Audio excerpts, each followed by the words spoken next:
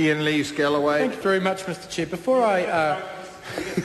Before I get on to my contribution on Clause 9, I would like to make a clarification about some statements I made during Clause 8. I have been advised by a learned colleague of mine in the chamber that gift duties within the family apply to those gifts over $27,000 a year, which is a number I referred to.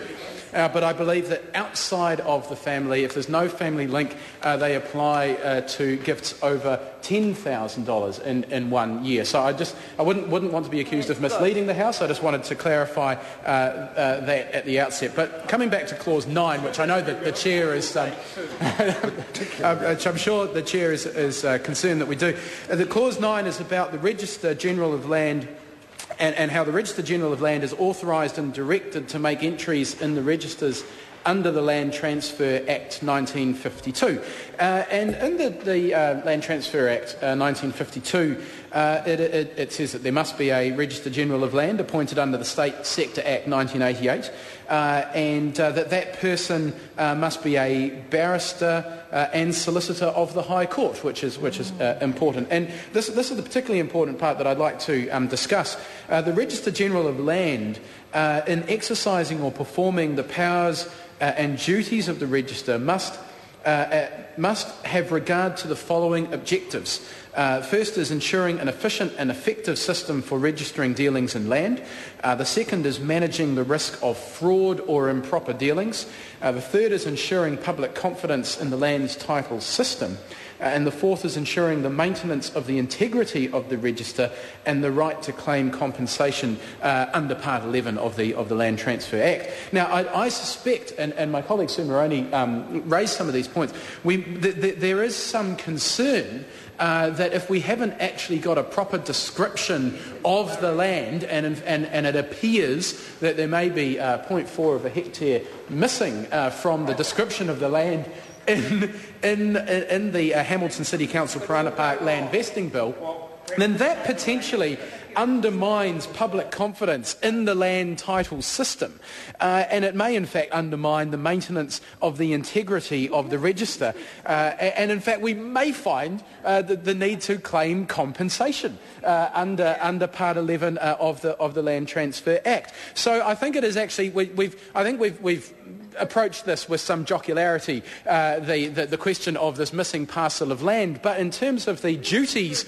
of the Register General of Land, I think it's actually very important that we do get to the bottom of this, that we need some clarity, that the change has, we would not want to put a public servant in a difficult position, or any more difficult position than they already find themselves under the current government. So I actually think it is important that the member in charge of this bill does give us some clarity around that anomaly between the description of the land before it went to Select Committee and the description of the land after it came back from Select Committee, so that the Register General of Land is able to properly fulfil their duties as set out in the Land Transfer Act 1952.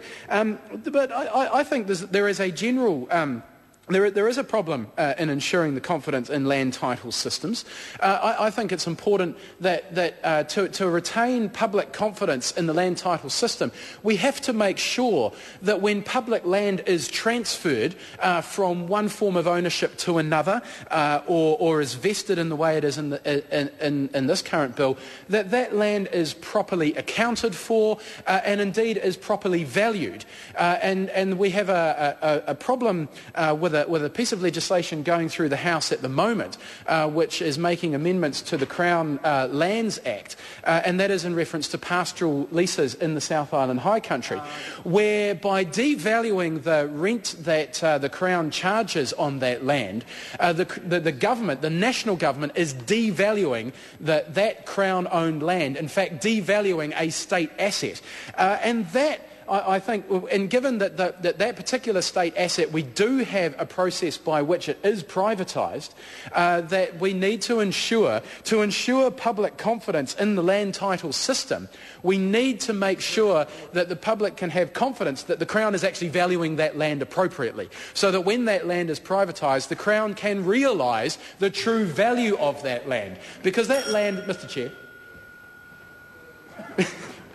Ian Lees-Galloway. Because that land belongs to 4.4 million New Zealanders. And those 4.4 million New Zealanders ought to receive the true benefit of the value of that land. But what we have seen for a long time now, and I'm prepared to accept that the situation at the moment is bad enough as it is, but this government is making it even worse. What we are seeing is a massive transfer of wealth from the many to the few. In fact, I believe that something like 28 landowners who have received land under tenure review have in fact sold on small portions of that land for massive profits. And those profits have gone to those landowners, not to the Crown.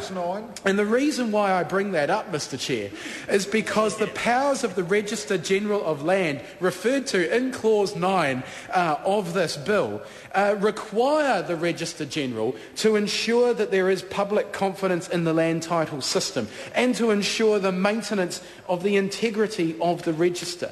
And I think while we've got this going on and while we've got pieces of legislation, this particular piece of legislation, Mr Chair, I think is excellent, because it ensures that the member is nodding his head and he's looking rather pleased with himself. He's got a bit of a Cheshire cat grin on his face. But let's be honest, this isn't a government bill. This isn't a government bill. This is a local bill. If this was a government bill, this would be the Parana Park, sell it off to the highest bidder, or actually maybe even sell it off to the lowest bidder so that they can make the money out of it bill. That's what would be going on. But thank goodness the Hamilton City Council has brought this bill to the House, and the member is doing a fine job of representing his local electorate and bringing this bill to the House on behalf of the Hamilton City Council. And this piece of legislation ensures that a public asset remains in public hands. And in fact, I think it is an excellent job of ensuring public confidence in the lands title system, and it ensures the maintenance of integrity of the register. And I have no doubt that there will be no claim to compensation so long as we figure out where that 0.4 of a hectare has got to. It's very important that we find that.